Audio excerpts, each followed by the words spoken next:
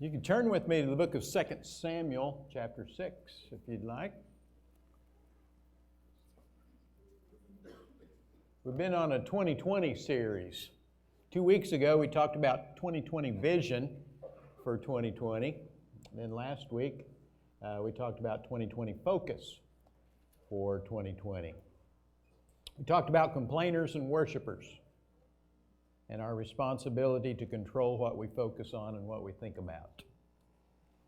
Today I'd like to continue that message, talk about something that keeps us from worshiping like we should. Has anyone ever had an embarrassing moment? Several of them? Frequently? Daily? Embarrassing moments. Don't you hate embarrassing moments? I drove off and left the gas thing in my tank one time. That was embarrassing. That thing was wagging behind my car like a tail. That was really embarrassing. And just 2 or 3 weeks ago, I took a nosedive into the basement carpet. I was taking some Christmas stuff down, and for some reason I missed the last step and right into the carpet. I had to walk around for about a week with this gigantic rug burn on my forehead. And if you didn't notice it, I was up here with makeup on one Sunday, you probably. And I went to the Alzheimer's unit, and one lady asked me about 3 or 4 times, "Did you fall?" And I said yes, and I told her the story, and about 5 minutes later she said, "Did you fall?" Well, we've all had embarrassing moments, and why are embarrassing moments embarrassing? Why would we care if we do something foolish in front of someone else? Well, unfortunately, many of us have a debilitating fear of looking foolish. We care too much about what other people think. In poll after poll, the number 1 fear is public speaking. The number 2 fear is death. So I have to conclude from that poll is that most people would rather die than speak in public. Why? What's so scary about speaking in public? Well, it's the fear of looking foolish. Fear of what other people might think or say. It's the curse of self-consciousness. Consciousness of self. That is the problem. Fear of looking foolish keeps us from raising our hand to answer a question. What if my answer is wrong? Then what would people think? It was often the fear of looking foolish that kept us from asking someone out on a date back when we were teenagers. What if they say no? What if they laugh at me? What then? Fear of looking foolish often keeps us from changing majors or changing jobs. We just maintain the status quo and we stay where we are because that's our comfort zone. That's where we feel safe. We're afraid of taking a risk because we might end up looking foolish. Who knows, it might not work out. Fear of looking foolish often keeps us from sharing our faith. Fear of looking foolish sometimes keeps us from obeying and worshiping God in the way we should. Mark Batterson says if you aren't willing to look foolish, then you are foolish. If you aren't willing to look foolish, then you are foolish. Now, I'm not saying we shouldn't care what people think. We represent Christ and His church, and we should definitely care about what people think of Christ and His church. Other people's opinions should be a factor in the choices we make, but other people's opinions should not be a prison. Other people should not dictate. Other people's opinions should not dictate our choices and our behaviors. They should be a factor, but we should not be held captive by the fear of looking foolish in other people's eyes. Because sometimes acting in faith requires the willingness to look foolish. Sometimes acting in faith doesn't appear to be common sense. It doesn't appear to be sensible. For example, I suspect that Noah looked foolish building an ark in a desert. What do you think? I suspect for 120 years he probably had to endure the ridicule of his neighbors. I suspect that as they walked by, They're just pointing and laughing, and there's that Noah guy again, building an ark in the middle of a desert. Can you imagine? I suspect that Sarah's friends down at the sewing circle thought she was probably foolish for making maternity clothes at age 90. The Israelites looked foolish marching around Jericho blowing trumpets. David looked foolish attacking Goliath with a slingshot. The wise men looked foolish following a star. Peter looked foolish stepping out of the boat in the middle of the lake. And Jesus looked foolish for allowing himself to be nailed to a cross. Faith sometimes requires the willingness to look foolish, but the results speak for themselves. Noah was saved from the flood. Sarah gave birth to Isaac. The walls of Jericho came tumbling down. David defeated Goliath. The wise men found the Messiah. Peter walked on water, and Jesus rose from the dead.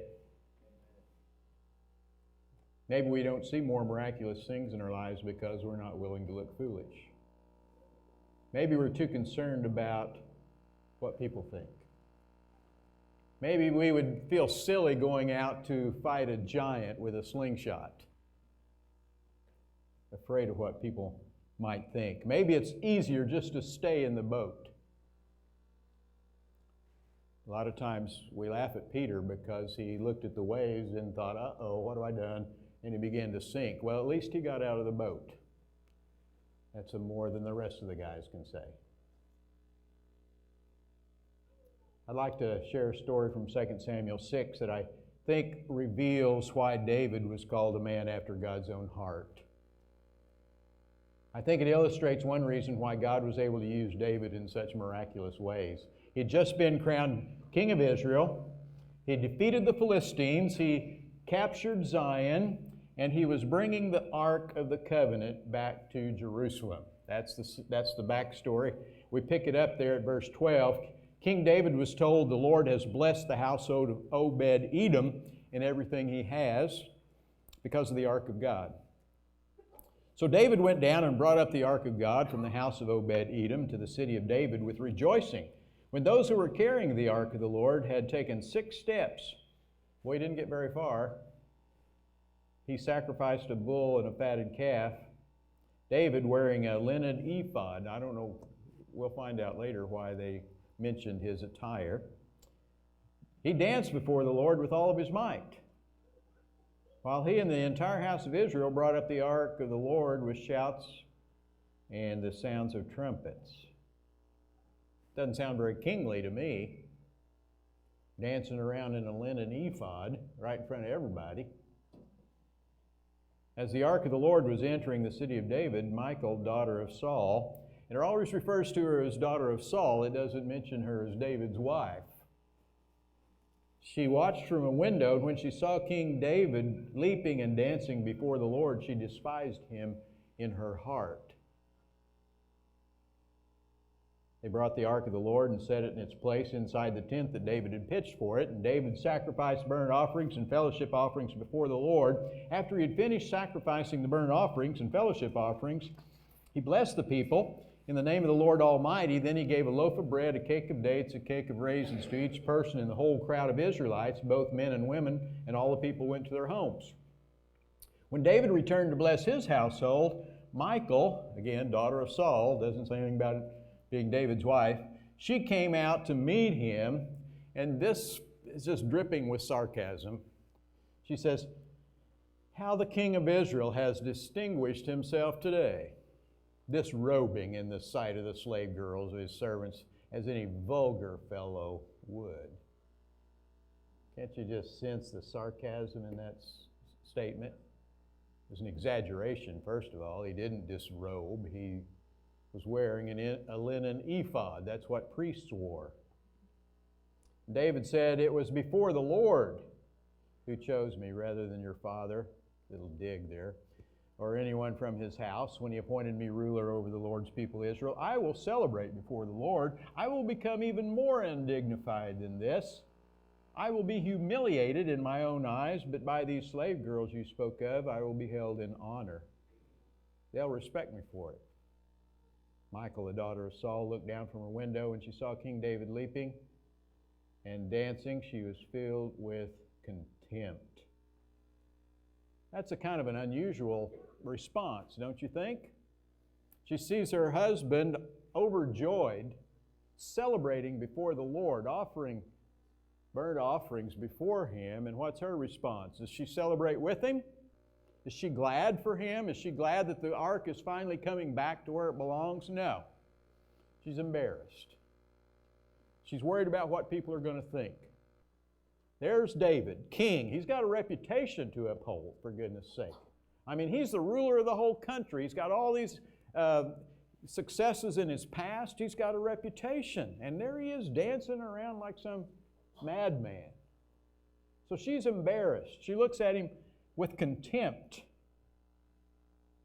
When you get excited about God, don't expect everybody to share your enthusiasm. When the Holy Spirit starts moving in your life, it disrupts the status quo. Some people will be inspired by what God is doing in your life. Others will be convicted, and they will find something to criticize. Well, you're just a religious fanatic. You've gone off the deep end. You got to use a little common sense here. And you got to do everything in moderation. You've just gone too far. You see, you know the old saying, there's two ways to have the tallest building in town. You either build the tallest building in town or knock all the others down. Well, most people choose to knock all the others down. So when they see God working in your life, they see the growth, they see the success and the blessing, then they've got to deal with that. And many times people deal with it with criticism and contempt. And that's what Michal did. Usually, criticism is a defense mechanism. It's an attempt to bring others down to our level.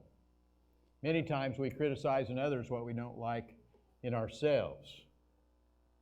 Verse 20 says, when David went home to bless his household, Michal sarcastically said how the king of Israel has distinguished himself today, disrobing in the sight of the slave girls. Like I said, he didn't disrobe.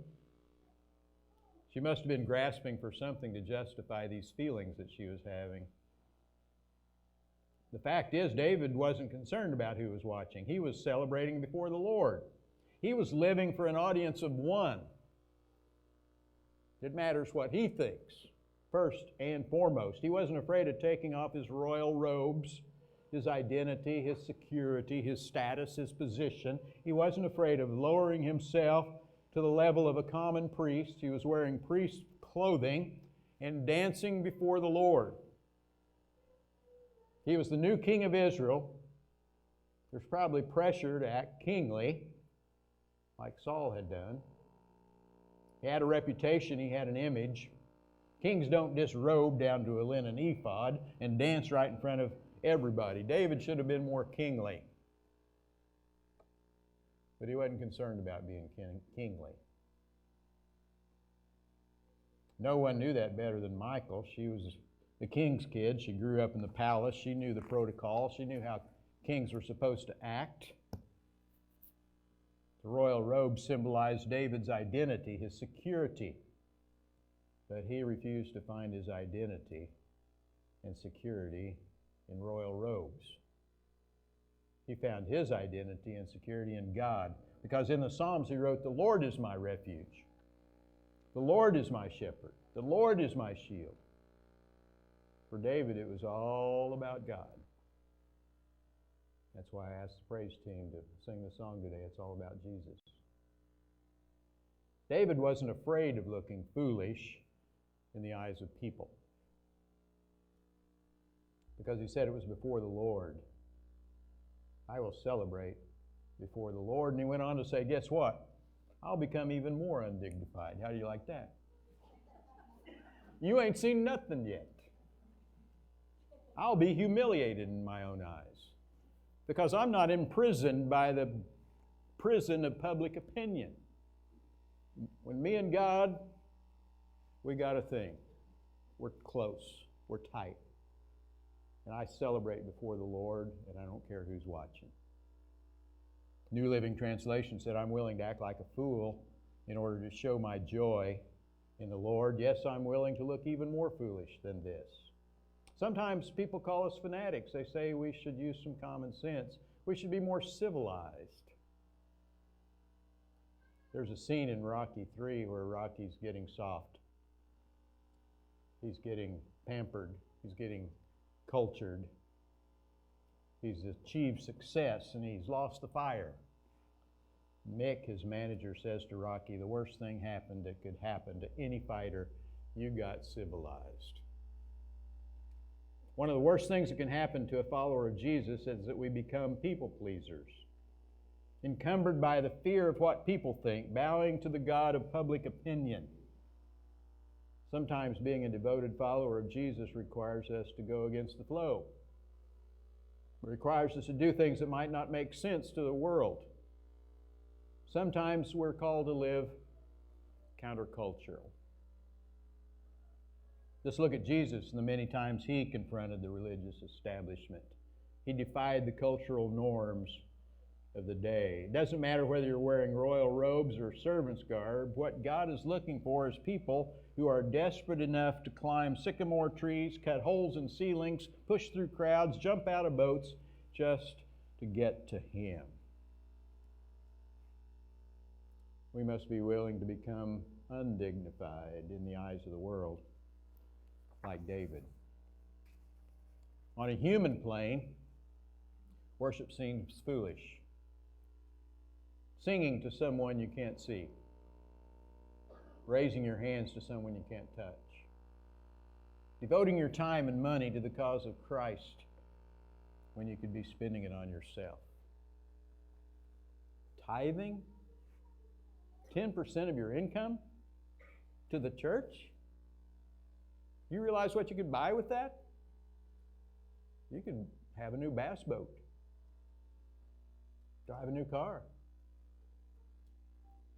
Tithing. You see, there's things in the body of Christ that just doesn't make sense to the worldly mindset. Have you ever pulled up beside or behind someone who's really into their music? They're sitting there, their lips are moving, their heads are bobbing, their hands are tapping, their shoulders are swaying. They're just in a world all of their own. They look a little silly, don't they? Why? Because you can't hear the music. You can't hear the music. It would make totally sense if you could hear the music, you might be bobbing right along with them. But there's an old proverb that says, those who hear not the music think the dancer is mad. Well, that's what's happening in 2 Samuel 6. David hears the music, Michal doesn't. So who's the crazy one? Being a true disciple of Jesus means that the world sometimes just doesn't get us. They don't act like we do. They don't think like we do. They don't know what we're about. They don't know where we're coming from. They don't get it. Why would they? They don't hear the music. They can't understand why we don't act like they do. David was so overjoyed before the Lord that he lost his inhibitions. He didn't care what people thought anymore. His love for God overcame his fear of what people might think. Verse 20, when Micah was so sarcastic, David didn't disrobe, but he did take off his royal robes. He did take off his pretense. He did take off his status and his security and his position. That's a picture of worship. Worship is laying down our pretense and being honest, getting real before God. It's not about us. It's not about who we are and what we've done. It's all about Him. We need to become less self-conscious and more God-conscious. It seems like today people are worried about offending everybody but God. They don't want to offend this group or that group or this group or that group, but it doesn't matter if you offend God. That's no big deal. He's the one who will be sitting on the throne on Judgment Day. He's the one whose opinion matters. We need to lay down our royal robes and get real before Him. That's what matters. John the Baptist said, He must become greater, I must become less. We need to care more about what God thinks and less about what people think. Too many people are trapped by their fear of looking foolish. They're locked up in prison WWPT. What will people think? That's a prison. Let me put it in theological perspective. Genesis 3, verse 7, describes what Adam and Eve, when they sinned for the first time, at that moment their eyes were opened and they suddenly felt shame at their nakedness. They tried to cover their shame. They hid from God. They became self-conscious. David was God-conscious. He was overjoyed at the thought of the ark, the symbol of God's presence, being returned to its rightful place inside the tent that he had prepared for it. His joy overcame his inhibition. He took off his royal robes and humbled himself before God. This celebration was not about David. It was all about God. It wasn't about what people would think. It was about an honest expression of worship. Eugene Peterson said, worship is the strategy by which we interrupt our preoccupation with ourselves. I like that. Overcoming our preoccupation with ourselves. That's what David did. That's why I asked the praise team to sing this song, We Have Come Into His House, gathered in His name to worship Him.